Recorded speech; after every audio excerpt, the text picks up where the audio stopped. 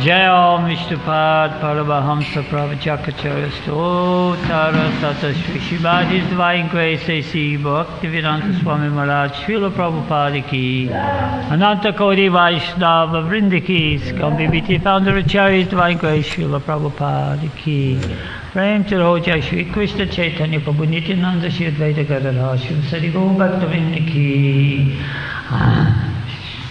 Oh, glories to the assembled devotees.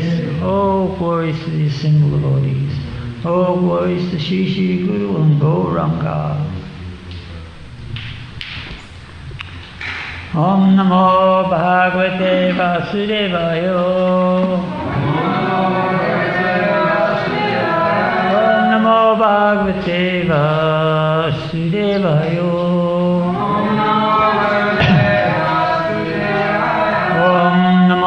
Bhagavate Vasudevaya.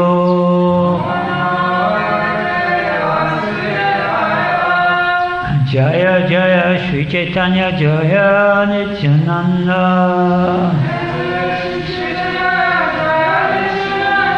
Jaya Jaya Chandra Jaya Gauru Bhaktivinoda.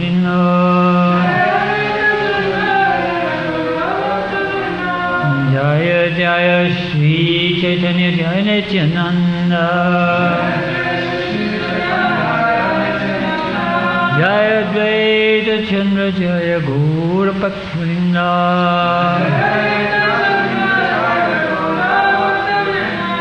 So we are reading from the Sri Caitanya Caritamrita, the Adi-lila, chapter 7, verse number 131. Okay, so we'll read that and then I'll do 132 and 133 also, just to finish off Lord Chaitanya's conversation with the Mayavadi sannyasis. So, Sarva Veda Sutre Kare Krishnera Abhidana Mukhya Mriti Chadi Kaila Lakshana Vyakyana Sarva Veda Sutrikare Krishna Abhidana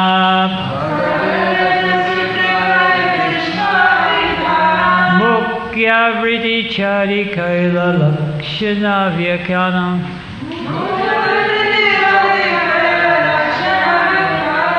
Sarva Veda Sutrikari Krishna Abhidana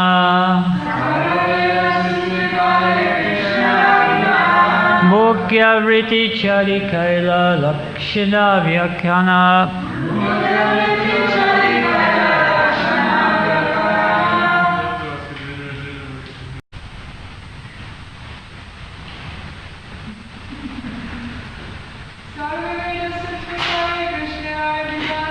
Sarva Veda Sutrikari Krishna Abhidana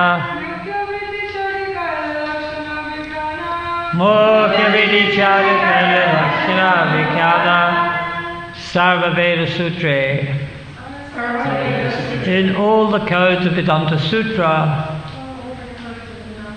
Kare establishes Krishna, the Lord Krishna, Abhidana, explanation, Mukhya Vritti, direct interpretation, Chadi, giving up, Kaila, made, Lakshana, indirect, Vyakyana, explanation. Translation: in all the Vedic sutras and literatures, it is Lord Krishna who is to be understood, but the followers of Sankaracharya have covered the real meaning of the Vedas with indirect explanations. Purport: it is said, Vedaramanya chaiva nevaratata adavanti chamajya hari sarvagata. In the Vedic literatures, including the Ramayana, the Puranas, and the Mahabharata, from the very beginning to the end, Anticha, as well as within the middle, Madhyacha. Only Hari, the Supreme Personality of Godhead, is explained. Now I'll just do the next two texts. Shuddha Brahma Veda Brahmana Shroni Lakshana Kavilishvate Brahmantahani. The self-evident Vedic literatures are the highest evidence of all. But if these literatures are interpreted, their self-evident nature is lost. We quote, purport, Vedic evidence to support our statements, but if we interpret it according to our own judgment, the authority of Vedic literature is rendered imperfect or useless. In other words, by interpreting the Vedic version, one minimises the value of Vedic evidence. When one quotes from Vedic literatures, it is understood that quotations are authoritative. How can one bring the authority under his own control? That is a case of principles obsta. That's Latin, isn't it? Principilis obsta. Sounds Latin, doesn't it? Srila Prabhupada's quoting a bit of Latin there. Text 33. The Mayavad school, giving up the real, easily understood meaning of Vedic literature, has introduced indirect meanings based on the imaginative powers to prove their philosophy.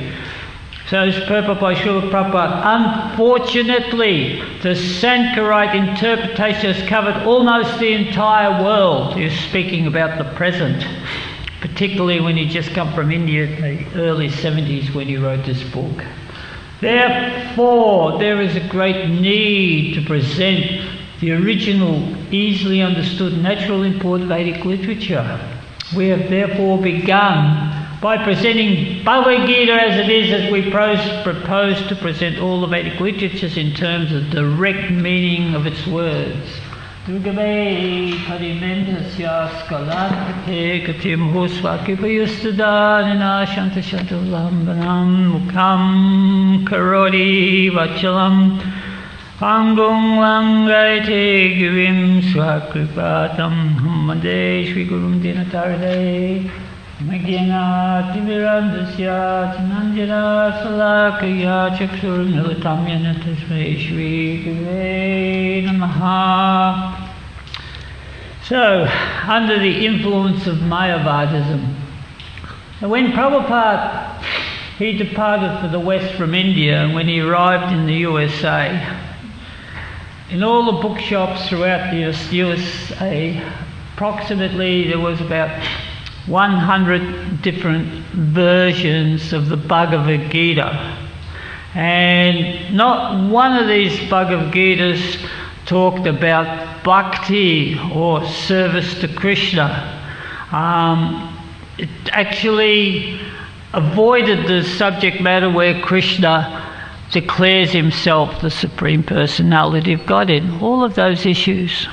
So, despite the fact in the Bhagavad Gita, in so many different places throughout, Krishna states aham, that it is I, aham, it is me, the sole purpose of this universe, the creator. It's like we have some shlokas, aham sarvasya prabhavo, I am the creator of all spiritual material worlds. And number 1020, Bhagavad Gita, aham atma gudakesha. So I am the self, O Gudikesh, sitting in the heart of all living beings. Aham tvam sarva papabhyo. To surrender unto me, I will protect you. Unto me, I will protect. So, any other hums that you know in the Bhagavad Gita? There's pundits, the scholars here. No more. But so many places. So this is being ignored. You know, aham. Krishna is so specific, it means I, the eternal, absolute truth. There's nothing beyond Krishna. In the Upanishads, what's the first aphorism of the Upanishad? Ishvara Parama Krishna Satchitananda Vigraha. Anadiradi Govinda Sarvakara. So, what's the translation, Brahmanjali? Say it out loud so everybody can hear. Oh, okay, sorry. Ishvara is Krishna is the supreme controller, Parama. He's the supreme person. Krishna, his name, he's got a name, he's got a form, he's got pastime, Satchidananda Vigraha. Eternity, bliss, knowledge, form, Vigraha. Anadir, Adir, he's the cause of the beginning and he's endless, unceasing. It's Govinda, another name for Krishna. And Sarvakarana Karanam, he causes everything. The material, spiritual worlds, he's cause of everything. So it's said in the Upanishads, right there in the beginning. And so then that meaning is clear. And then Krishna speaking Bhagavad Gita. Who's he speaking Bhagavad Gita to? Arjuna, yay. So Arjuna is the perfect disciple because he's surrendered to Krishna. And so what does that make him? Makes him a bhakta. He's Krishna's bhakta, so he's learning bhakti yoga. And the Bhagavad Gita, that's the essence of this larger book, like Srila Prabhupada says, the Vedanta. There's so many books, and all of them talk about Krishna as being the supreme. So the Bhagavad Gita is in the middle of the Mahabharata. So Bhagavad Gita is approximately 800 verses. How big is the Mahabharata? Does anyone know? How many verses? 100,000. 100,000. Oh, it was 2 million. Yeah, well anyway, was that that's the Ramayana, isn't it? That's 2 million. So 100,000 verses. So anyway, the original unabridged Bhagavad Gita, one devotee's got it, and I did struggle through it. It took a couple of years, I must admit. But it's 8 volumes, and each volume is 2,000 pages long, right? So that's the Mahabharata's essence. And why is it there for? Because it's all these stories, these pastimes, these Puranas. Everybody likes to hear really, really nice stories about everything, like about human nature. So, because it's for people who are sort of like, not everyone wants to hear philosophy. You can't sit down and talk about the philosophy, supreme absolute truth or whatever, but you can tell stories. Everybody loves a good soap opera. That's why they have soap operas on television, like Days of Our Lives and Neighbours. So we talk about everyday affairs. So that's there in the Mahabharata. It's just everything is there, the chivalry, the betrayal, the emotions, the family's there, and it's all related to the Supreme Personality of Godhead. And people can understand it, they can follow it. So when you get to the Bhagavad Gita, why would you want to sort of hide Krishna's meaning? Right? So when Krishna says aham, it is clear, it is I. I'm the creator of everything. There's no reason to obscure the meaning of Krishna.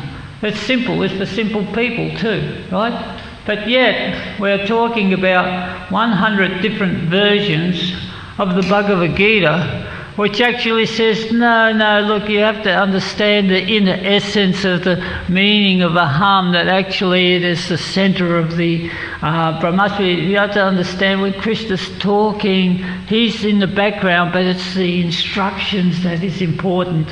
All these different sort of interpretations, and there's 100 different interpretations. Like Alana Prabhu was saying yesterday, that if you're some sort of scholar, you've got to have your own interpretation. Right? So Srila Prabhupada used to get really mad. He said, if you're going to make a career, don't use the Bhagavad Gita. Don't use Krishna's words to foster your own career. Just like some of these yogis do these Bhagavad Saptas, that they talk about the Bhagavat for 7 days and they become famous for their discourses, but they don't actually mention Krishna, or Krishna's in the background. It's the truth they're talking about, the instructions. So for this reason, Srila Prabhupada immediately, that's what he says in the purport here, that's why we had to write the Bhagavad Gita as it is. Simply the Bhagavad Gita as Krishna spoke it. The essence of it all. And in it, Krishna is the Supreme Personality of Godhead. So is the beginning, the middle and the end of all knowledge. What's that sloka 15:15? Is it Vedanta Krit Veda Vid Aham Eva Vejo?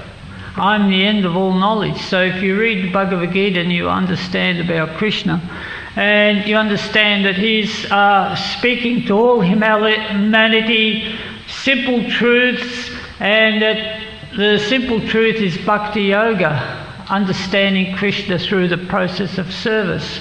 And he speaks so simply, everyone can understand it. Madhakitchit Danjana Sutrimani Gana Iva. Everything rests upon me like pearls are strung on a thread. I mean, how can you misinterpret that? Everything rests upon me and you have pearls on the thread, right? And more so, even more than that, in the 11th chapter, Krishna displayed his universal form to Arjuna, and that universal form is Krishna, some substance, like the cause of all causes, all the chunks of matter coming together, all the pradhana, all the creation, all the living beings within creation, even Arjuna was there. And in that universal form, Krishna fast forwarded time. Now how freaky is that, that we used to, the one thing we used to is time, that, you know, like what's the time? Breakfast in 10 minutes, you know. So that's fine, you know. We fast forward and breakfast, and it's all going, and he saw the battle of Kurukshetra, that all these armies are converging and they're just being devoured. And he became totally afraid, he freaked out, as we use the English saying. He said, Arjuna, please, Krishna, please revert to your original form. This form is so awesome. But the purpose of Krishna was that he is the sum and substance of the creation. So for the Mayavadis to actually misconstrue, that it is a great offence denying Krishna's form. So this is what Lord Chaitanya's conversation is all about with the Mayavadi sannyasis, because actually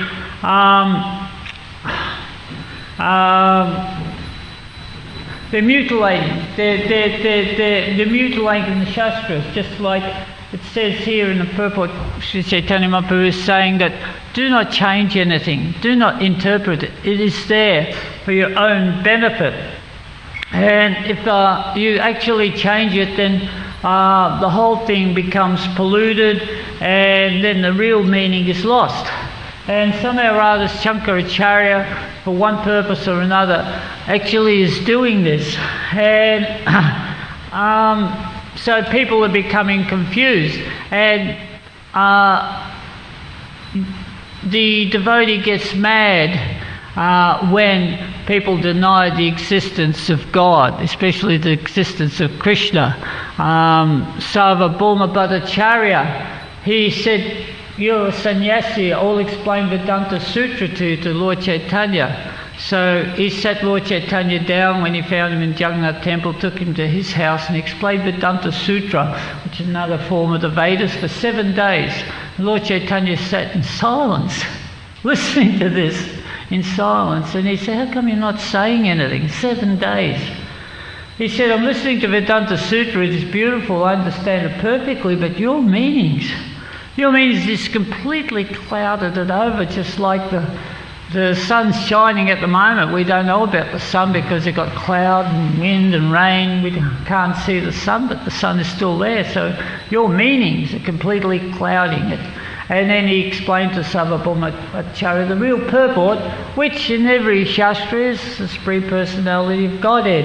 And it's like the sun that actually shone upon the illumination, the knowledge. And so in that way, Lord Chaitanya was very, very averse to hearing Mayavadi philosophy. As soon as someone would say something, oh, Om Narayan, we're all God, because that's sort of prevalent in India, this philosophy that I'm God, you are God, and he'd block his ears, go Vishnu, Vishnu, Vishnu. Sarvabhauma Bhattacharya, Svarup Damodar. If you had a really lovely poem, you want to give Lord Caitanya some quote or something, he would screen it thoroughly to make sure there was no trace of Mayavadism in that, so Lord Caitanya would become upset. So in the same way, Srila Prabhupada was very, very forthright in his rejection of Mayavadi philosophy, and that's why when he spoke Bhagavad Gita as it is, he put it as it is. This is how it is. And take it that actually Krishna, he delivers everybody. Just abandon your concept, your religions, your different religions means some sort of faith that you start. Abandon all varieties of religion. It means you don't have to give up the religion, but give up your speculation. Just take it as it is. Mokshasyami Masuchao, I will deliver you. And so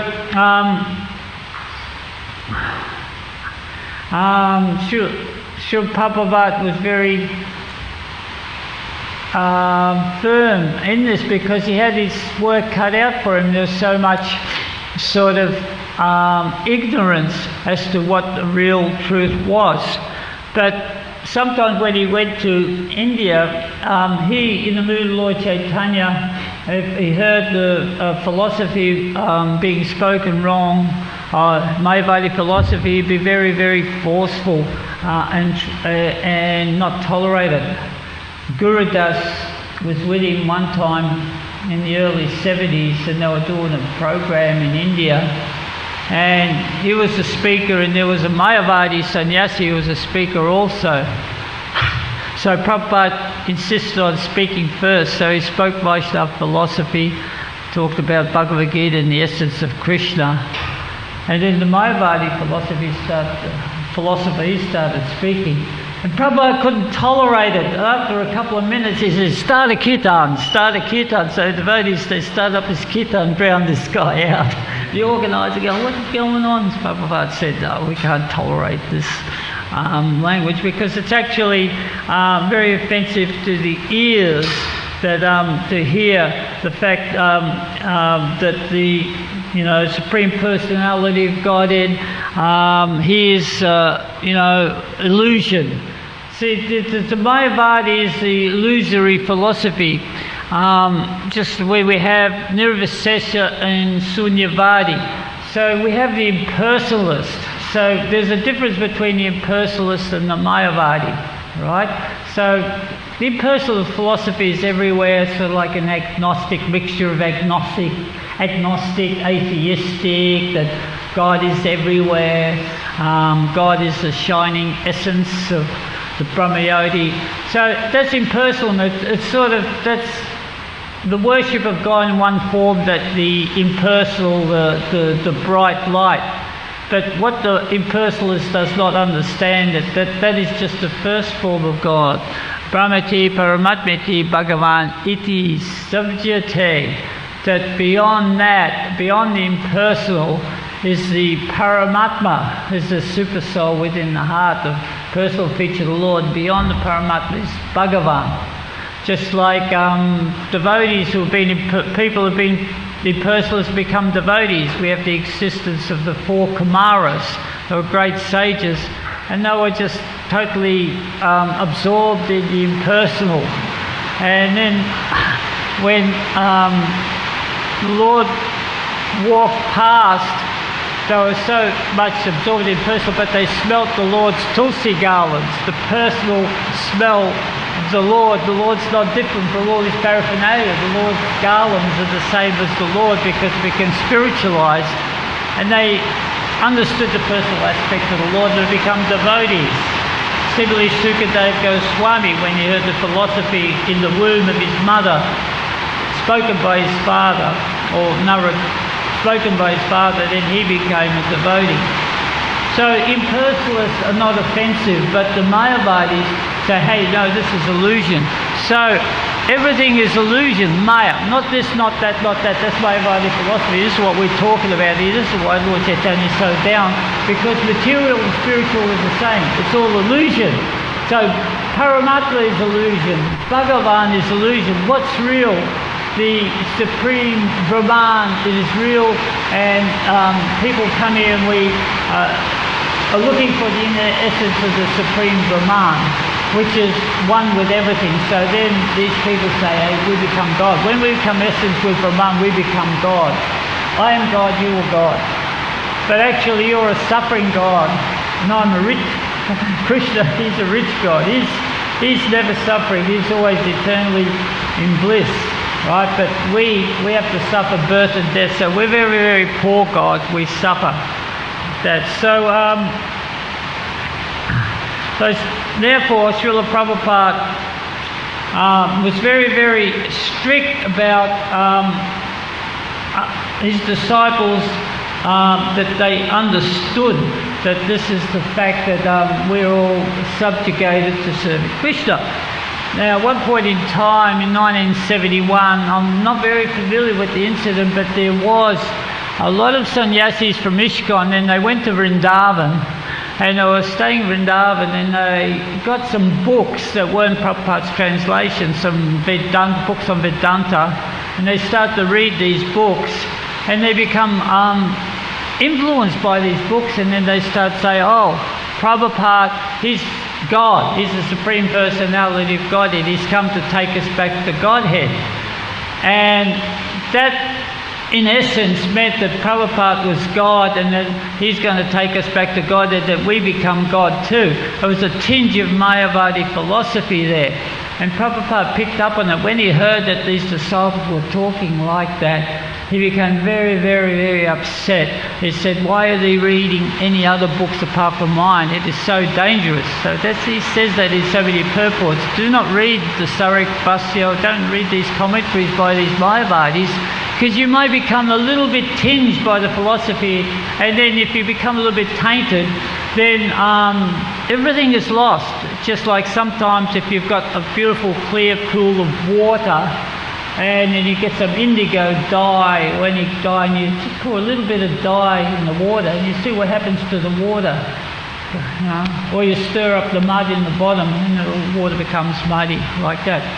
So he became very, very firm with his disciples, and at that point in time, 1971, he wrote his own pranams. Normally a spiritual master doesn't write pranams, but in this particular case he did, because he made it clear. So this is where we chant Nama Om Vishnu Padaya Krishna Pasaya Putle Shrimati Bhakti Vedanta Swami It Namine. Who knows the translations, by the way? I'd like to read it out. Doesn't matter. The next one was Namaste Saraswati Devi Gauravani Pakarade Nirvisesa Shunyavadi. So that was also very, very important, that he paid obeisance to his spiritual master Bhakti Siddhanta Saraswati, who's defeating impersonalism and voidism throughout the whole world. Taking it on, challenging it, smashing it. And it is understandable, because we have come from a culture which is very, very watered down. We've become a little bit polluted ourselves when brought up through this society, not only in this society but in all the other societies, that the idea of a personality of Godhead has become very, very weak in our philosophy. Even in Christianity, I was just looking at some sort of background history of Christianity, and I've experienced this myself when I was in a Catholic school, that the divinity now, that the clergy, they're not so sure about the nature of Jesus as being the Son of God. There's a sort of like, it started about 1900s or something, it's called a deistic viewpoint, right? So there's a couple of points there. So they're wondering what the Father is. So like when Jesus explains our Father who art in heaven, so it's sort of like the Father is like he's worshipping, like our understanding Father is God, the Supreme Personality of Godhead. So the deification. But that deification is becoming rather sort of confused.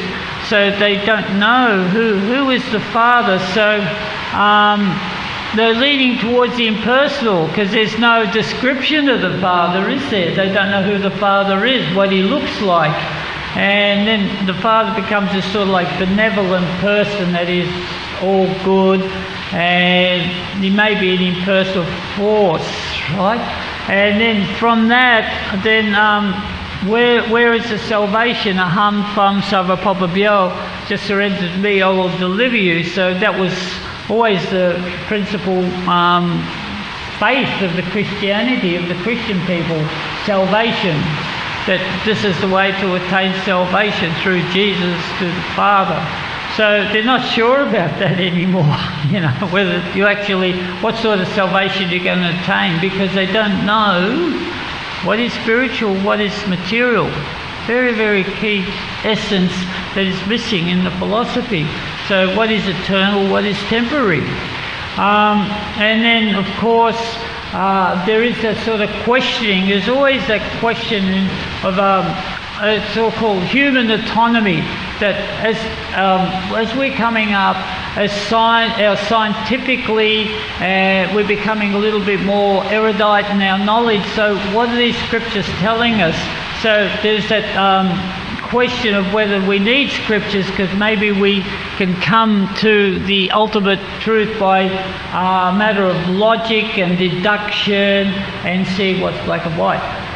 So that process is called the ascending process, which is very, very popular, that we take so many literatures and so many scientists and so many erudite scholars, and we put together what they've got and we can come up with a solution. But that is actually very, very fraught with difficulty. It is impossible, because we know that the human solution is imperfect, because humans have got defects. Humans, they've got imperfect senses. We misunderstand, misinterpret so many things with our senses. We're subject to making mistakes all the time. This is always correction. So many mistakes. We're cheating propensity. Sometimes the ego gets in the way and we have to fudge the results of this or tell a few lies. And then, of course, our memory, most of the time, it's not functioning properly, that we do forget things. If you don't think you forget things, where's your keys? Where's so many things? Whatever you can't remember what you did yesterday after. Where were you yesterday? Or let me think. So, memories.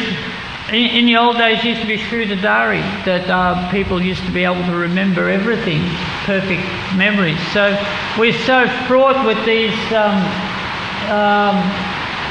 insufficiencies. How can we come up with the perfect solution? So the perfect solution is the descending solution that is given from the personality of Godhead down to us through bona fide sources. So now the scriptures are under attack. The integrity of scriptures all across the board, not only Bible but all the other ones as well. That this rejection ultimately becomes a rejection that God doesn't exist. That that Jesus. He may be a great teacher, that he was an exemplary personality, but maybe he was Son of Man, he was the Son of God. So this is the contamination that we have come up with, and this is what Prabhupada is fighting, on two fronts. In the West, he's fighting that sort of concept. That's why he was very, very eager to meet with the religious figures. And when he went to England, he was really keen. I was just reading this bit in the book. He was really keen to meet the Archbishop of Canterbury, because he comes from a Scottish background. The Archbishop was always the father figure, of all the religions when he was in India, because he comes from a Scottish education. And he was trying to meet the Archbishop of Canterbury, and the Archbishop of Canterbury kept dodging him, no matter how. He had all these lords and everybody, politicians trying to line Prabhupada up in the 70s to meet, but the Archbishop wouldn't meet him. But then another representative went and saw Prabhupada, and he had another theologian there, and it just ended up being this sort of bun fight where this little theologian and one of Prabhupada's disciples just had a little bit of a stoush about who God was, and then Prabhupada said, it's useless meeting with these people, there's no benefit, they can't help us. So he gave up that course of activities. So therefore, with the Bhagavad Gita as it is and all the other Shastras, we have that knowledge by which we can actually understand the true essence of the real purpose of existence in our world, and that's bhakti. So you can say bhakti, it's the perfection of religion, it's the king of knowledge. In Bhagavad Gita, Raja Vidya, Raja Guhyam, Pavitramita, it is the purest knowledge, and it gives you subliminal ecstasy by the application. So the proof is in the pudding. So we're all experiencing the ecstasy of bhakti, which is another way of looking at life. Very nice outlook, a very pure outlook, and it actually is one that's very, very rewarding, because actually we can understand our real relationship, that we have a true friend in the Supreme Personality of Godhead, and everybody's looking for that friend, and that friend's only available there with Krishna, because he's in everybody's heart as well, and we just have to understand that. That's called theism, and that Krishna is a real person. Sometimes the Mayavadis, they become confused because they think, well, he's a person, I'm a person, so what's the difference? You know, you can see them. They don't understand the spiritual. But then Madhvacharya, the one who brought this two meanings, he said, aha, there's the person, but there's the inconceivable. And there's a very nice sloka saying called Chitya Beta Beta Tattva, right? That is simultaneously one and inconceivable. So even though we see Krishna as a person, he's all spiritual and he's inconceivable. So that is the essence of Krishna consciousness, and it is deep. It is simple. We chant Hare Krishna, we understand Krishna as the Supreme Personality of Godhead, but then we go deeper also. We understand his attributes, his powers, his wonderful features, and it is unlimited. We can discuss philosophy unlimitedly, and after so many years we are still delving deeper and deeper into the philosophy of Krishna consciousness. So that is through the bona fide Shastras. So that is my understanding of purport by Srila Prabhupada. Does anybody want to make any comments or have any questions? And well, we thank you all for coming. It's a very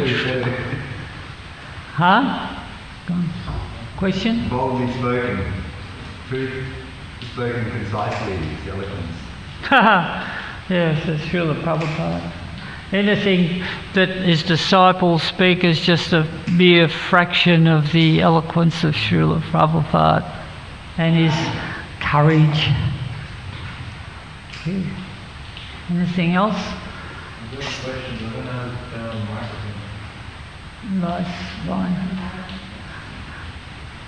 Well,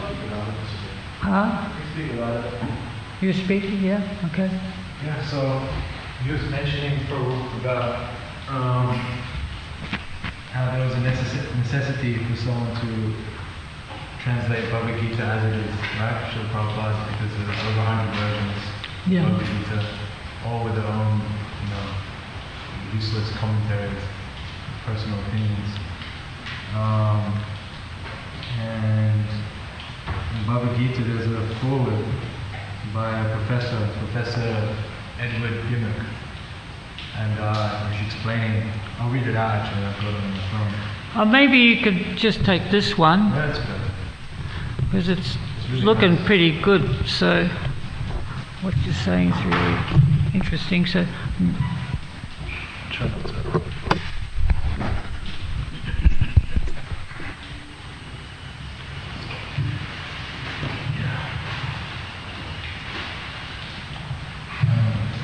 Yeah, so he's writing in his foreword. He can be said that this school of Vaishnavism was founded by Sri Caitanya Mahaprabhu in a good years in Bengal, and it is currently the strongest single religious force in the eastern part of the Indian subcontinent. The Gaudiya Vaishnava school, for whom Krishna is himself the supreme God and not merely an incarnation of another deity, sees bhakti as an immediate and powerful religious force, consisting of love between man and God. This discipline consists of devoting all of one's actions to the deity and listens to the stories of Krishna from the sacred text. One chants Krishna's name, washes, bathes, and nurses the murti of Krishna, feeds him, and takes the remains of food offered to him, thus absorbing his grace. One does these things and many more until one has been changed. The devotee has become transformed into one close to Krishna and sees the Lord face to face. Bhaktivedanta Swami comments upon the Gita from this point of view, and that is legitimate. More than that, in this translation, the Western reader has the unique opportunity of seeing how a Krishna devotee interprets his own text. So I found that very interesting how this professor is stating the importance of reading Bhagavad Gita from the perspective of the devotee, which is very important. I think before Srila Prabhupada wrote Gita as it is, there was no real text, at least with good commentary for people, new people to this Gaudiya Vaishnava tradition, what it's all about, why we do our activities, how we can relate, especially from a Western view. I'll comment on that. Thank you very much, Prabhu. Well, the proof was in the pudding that actually Srila Prabhupada's Bhagavad Gita, as it is, made so many devotees. We're all here as a result of it. Whereas all 100 other different versions of the Bhagavad Gita, there was no Krishna Bhaktas, there was no devotees. It was just known to be as a very nice literature that you can sort of come intellectually stimulated, but it didn't actually purify your heart. So that's the purification of Shastra coming straight from the mouth of God, from the spiritual masters, specific succession.